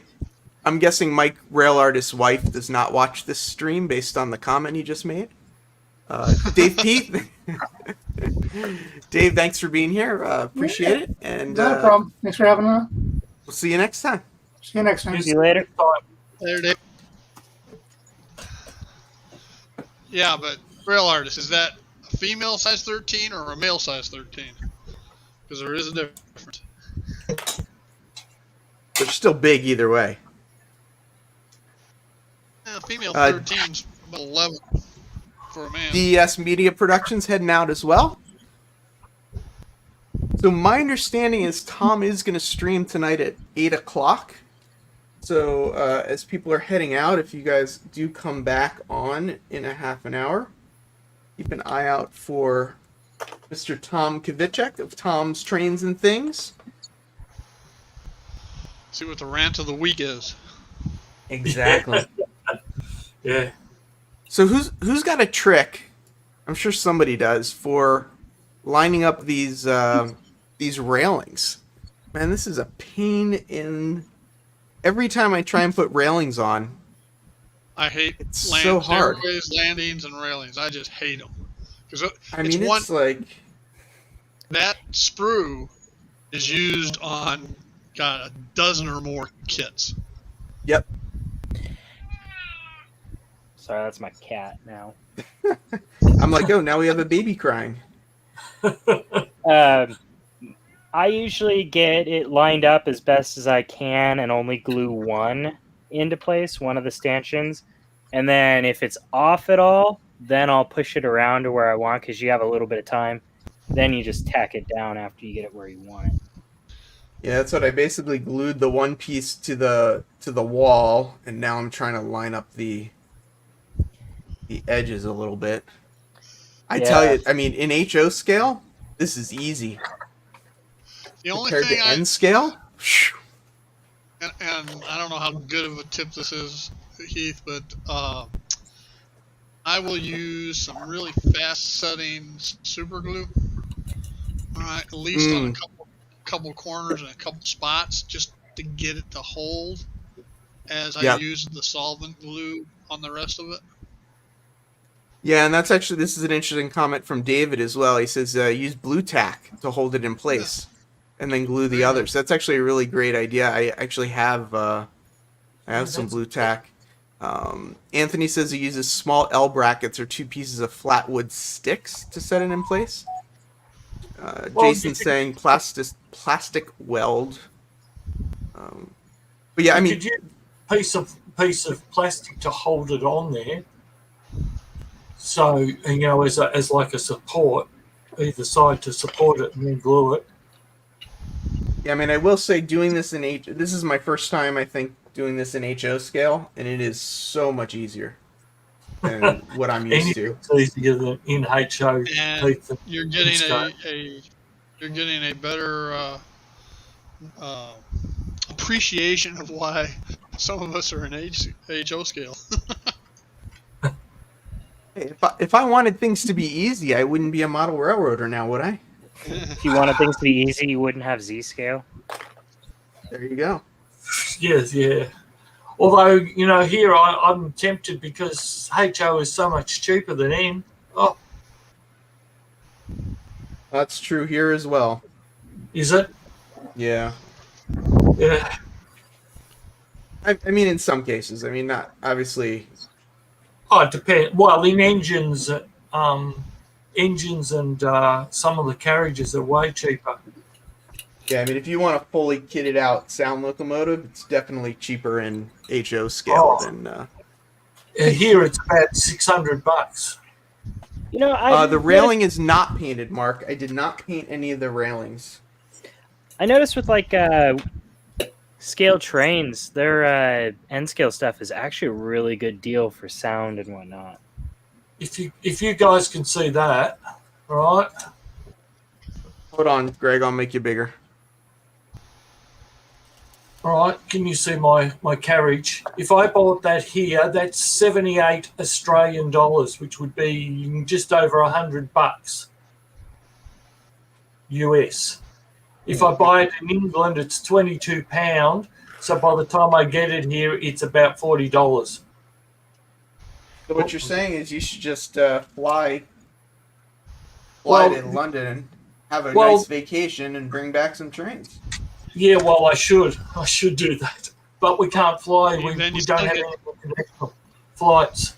You still get Wow. hit with the duty when you hits Oh, Australia. that's true. So We've just started international flights to New Zealand. That's it.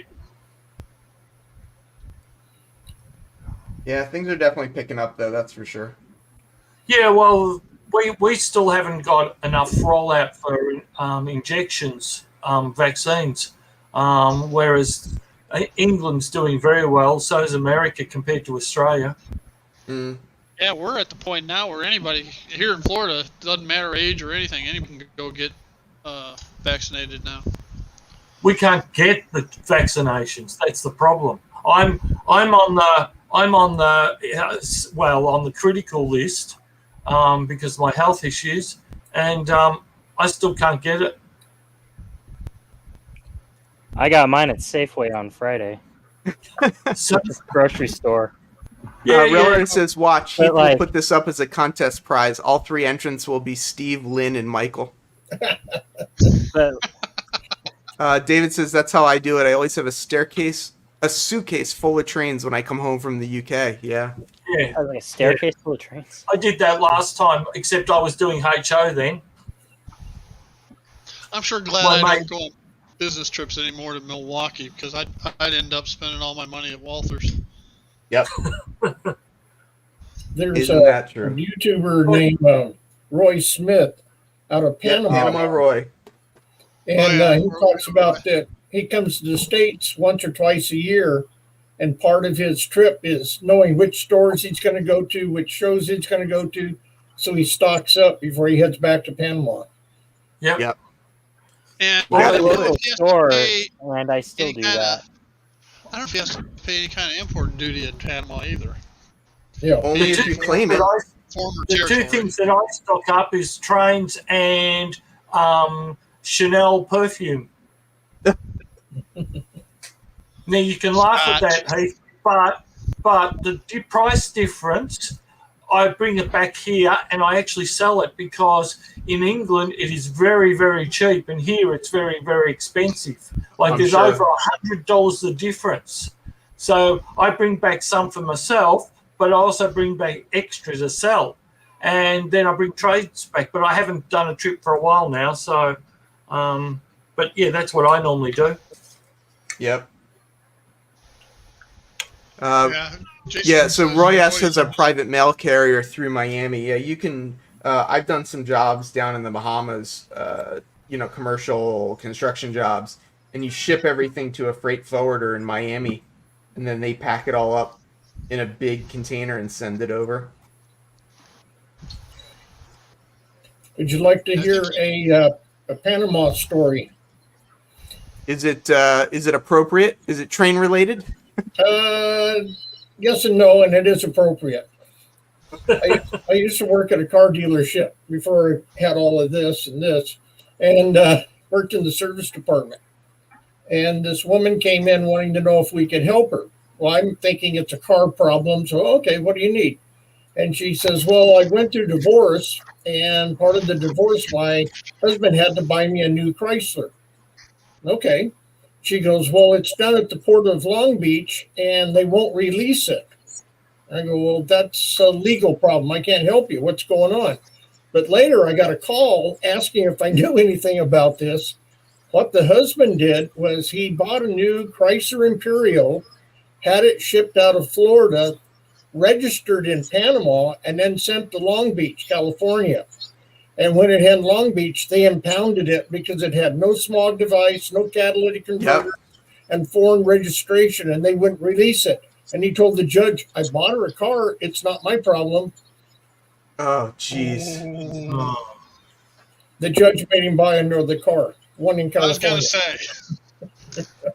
I was going to say that, it's like the guy who paid somebody in pennies. All right, the court ruled that no, that was even this legal tender. It was vindictive and not in the spirit of whatever the settlement was. Yeah, I remember that. Yeah. Man, I just found a nice Split gap Rock in wants the to know, rail. why is the door not at the same height as the landing? I don't know. Because it's a Walthers kit? He's talking about, if you look at that blue door, there's a little bit of space. It's not sitting right on the landing. So I noticed that on about every other kit that I do from them. The door is off a little bit. I don't know if that's my issue or theirs. Make a step there, an added step. I think next time I do this, I am definitely going to go get the blue tack, because it is in a room where I can't get to it right now, but I like that idea.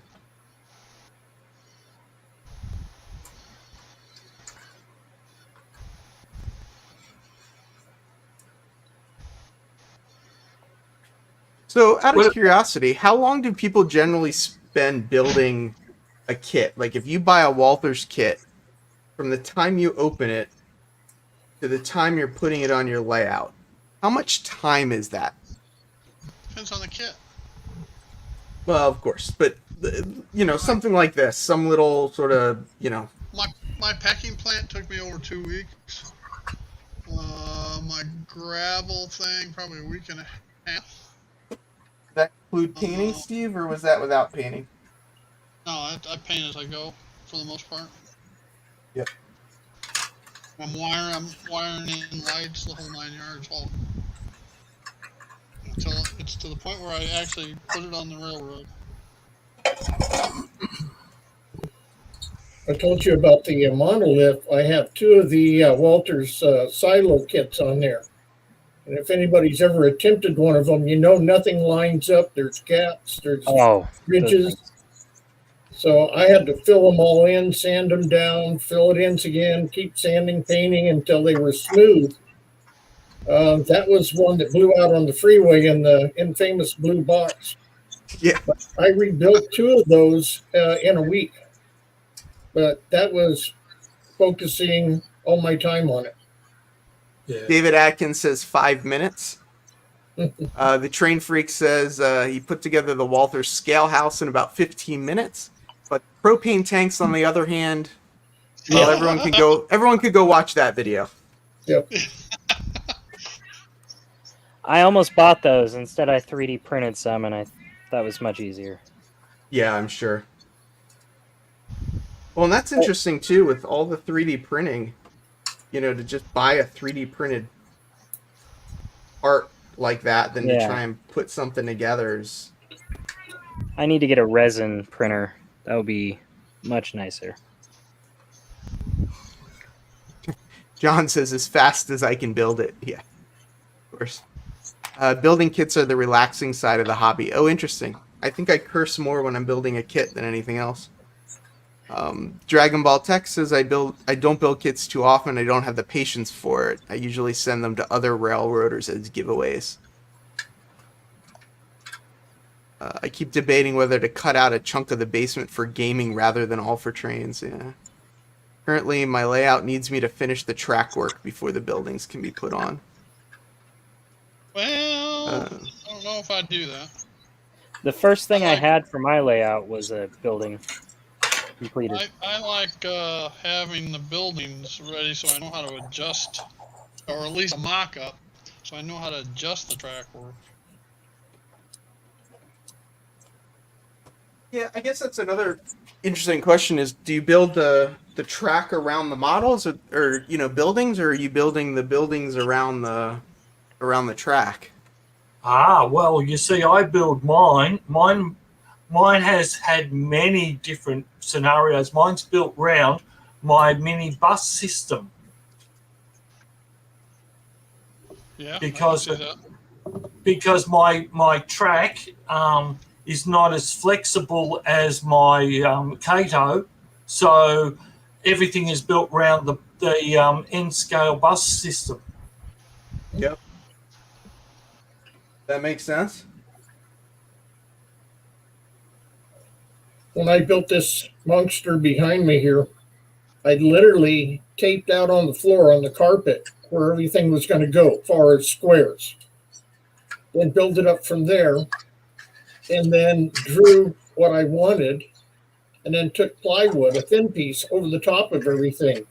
This raise back here where it goes up is just plywood with pieces under it to bring it up, and then filled it in with plaster cloth and everything else. But the buildings and everything were the last thing to go on there. But they're all movable too. I'm always changing them or putting a new building on there. I got mine a building right on here.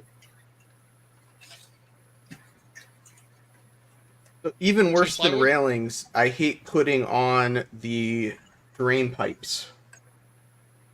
Really? drain pipes are easy. Yeah. Well, I find the hardest thing for me, is just cutting them off the sprue. I generally end up breaking something when I try and cut them off. What are you cutting them with? Well, sometimes I use, side cutter, or not side cutter, but the little like Exolite guys. Sometimes I use an X-Acto knife. Tried a couple different things and nothing has worked remarkably well yet.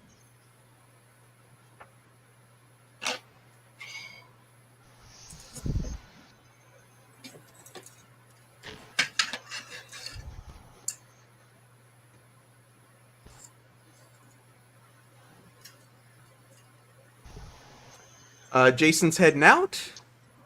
The DB Tech says he builds his track layout first with an idea of what buildings I wanted to put in and try and leave space for them. Chris says, been building the steel mill kits. There's so much to it. I know it'll take forever, but the effort and time that goes in it will show once it's done. Hey, James, I don't know if you know, but your camera seems to be missing. Jerry says chainsaw. Exactly. It's called chainsaw layout because you build it and then you use chainsaw to take it back apart. This has been by far the best of the series. Applause, applause, applause. Thank you. DB Tech says, can we get Heath to say? Lowell's heading out. Here we go. Drew Dudes. To cut those out, I use a fresh X-Acto. Start at one end, pull away/down. Yeah. That's one thing. Every model build, I start with a new X-Acto blade or blades, and the two different knives I use. Yeah, I definitely need to start doing that more. I need to find a place to put the new blades that's more in my face and less out of the way. I mean, they're not that far out of the way. They're over in that corner over there. But I've got them in an old pill bottle, and there's like 6 pill bottles over there, so I can't tell which is which. We were talking about animals earlier. I was trying to find this. We've got pigeons on this one. Pigeons? Oh, there you go. Yeah. Oh yeah! Wow. I need Let's to get see. Dragon animal Lover says, find a flat similar to a chisel X-Acto blade. Yeah, what is that? The number Yeah, I've got those. 11 18 or something, or 11s? Yeah, I can't remember all the numbers. I've seen people use those. Those are really good. I don't have the Xuron flush cutters, but I do have these Exolites. I would, at some point, I'm thinking I'll get that Tamiya sprue cutter that's kind of like tweezers, but has a little cutter thing. Old nipper. Yeah. Before everyone goes, I do just want to say thanks to all the YouTube members, as well as all of the Patreon members. And I want to thank people that have bought stuff off the Amazon wish list, as well as doing super chats and super stickers. I did end up buying that rolling cart for my computer, so now that's on it, I was able to move it around and rewire some stuff that worked really well. But if you're curious what kind of things I'm looking to purchase next, you can go to my Amazon wish list and see what things I have on my list. And as usual, my two sponsors are Silmar Products. Use Human for 15% off their in-house brands, as well as Iron Planet Hobbies, 10% off and free shipping in the U.S. I don't know of a better deal out there, so definitely check them out as well. It's the number 18 blade. Thank you. That's what I was looking for. Yeah, 18's for the bigger knife. 17's for the smaller knife. They're both chisel blades. Ah, gotcha. Thank you so much, James. You're welcome. This is always really fun. Thank you. I do actually have, and so this is one of the things that I'm trying to add. So I'm curious how it's working. If you notice, there's a little crawl across the bottom here. So anytime I get a super chat now, it should do the little crawl across the bottom. So that's one of the things I'm trying to add to this, is to highlight the people that support. And if you become a YouTube channel member, it'll pop up at the top next to my logo. So I got a couple different things coming in. David Atkins is checking out. Who just checked out? George from White Wall Wheels says he's checking out. Oh, Roy, I don't know. Did I see you here earlier? Welcome and goodbye. Hi, Roy. I am going to start wrapping this up probably in about 4 minutes, just so we can all have some time to do whatever we need to do before we head over to Tom's Trains and Things. But it has been it's been great. The next time you see me, I am hopefully going to have this whole new setup. With screen sharing and all kinds of. I've got a little donation bar. I figured out how to move it so it's now along the side. So instead of it being across the top and everything, it'll now go up the side. So you can see there's $5 it shows in the middle on the left, which was from Boulder Creek Yard. And the next goal is I got the wheels for the computer now. I'm going to get some wheels for the desk so that everything is rolling. So new things are coming. Things are coming. So before we... Sorry, go ahead, Greg. I'll have to talk to you about that and about me stupid OBS. Hey, I am loving it. We should talk, but I got some things going on that are...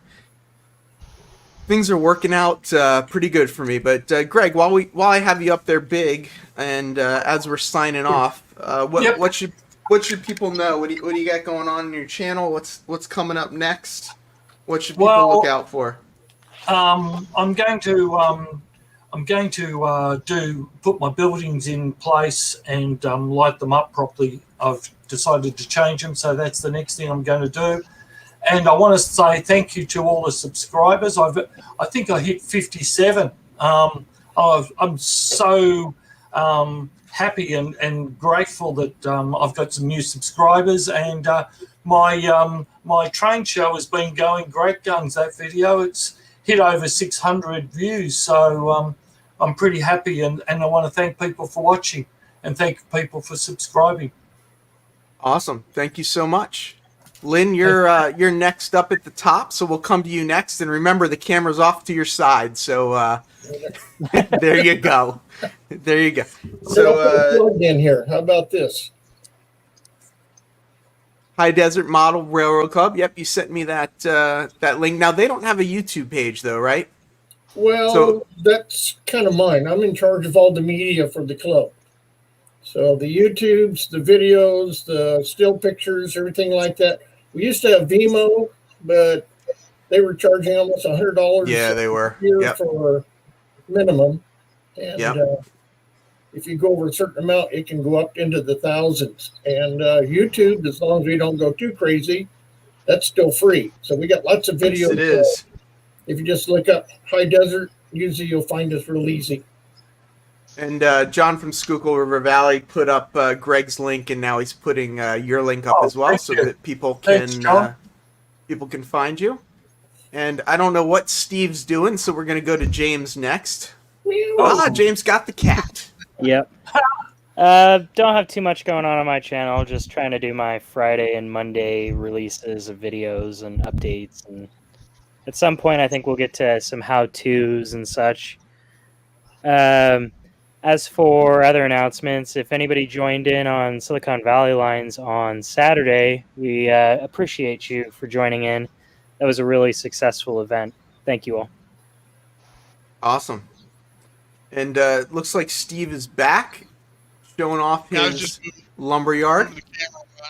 Yeah, I added the gravel with some oil staining for the lumberyard. So, Steve, any previews we can get for your tips of the week that are coming out? Oh, I did, the one today again was on a F7 deal, and I forget. I put like I get a week's worth in there, and then I forget what they are. And I'd love to give you a preview, but I can't remember what's in the can. Definitely understand that. Happens to me all the time. James, Chris from Go Via Go Home wants to know what the cat's name is. His name is Scrinkle. Everybody always calls him Sprinkle, but it's actually Scrinkle. It's from a movie with Seth Green and who was the Home Alone kid? Macaulay Culkin. Yep. In the early 2000s. My wife named him that. Well, and that's how you spell it right there, Scrinkle, with a K, not a C, in case people were worried. Nice coffee cup. Greg's got his Blame Heath coffee cup. We got Steve with his Blame Heath shirt. Thank you guys so much. Really appreciate everyone being here. Appreciate you spending your time with me on Monday. Tom's Trains and Things is coming up next. There are some other streams as well. Nick from Nick's Trains is usually on.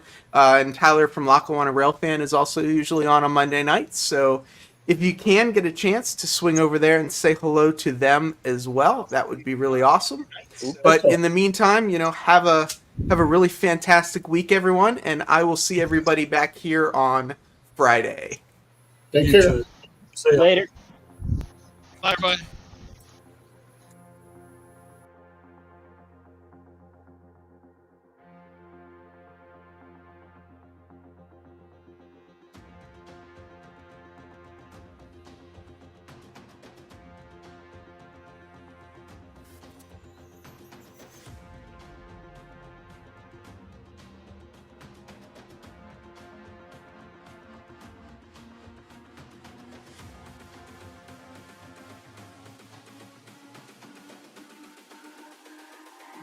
It's all about humanity.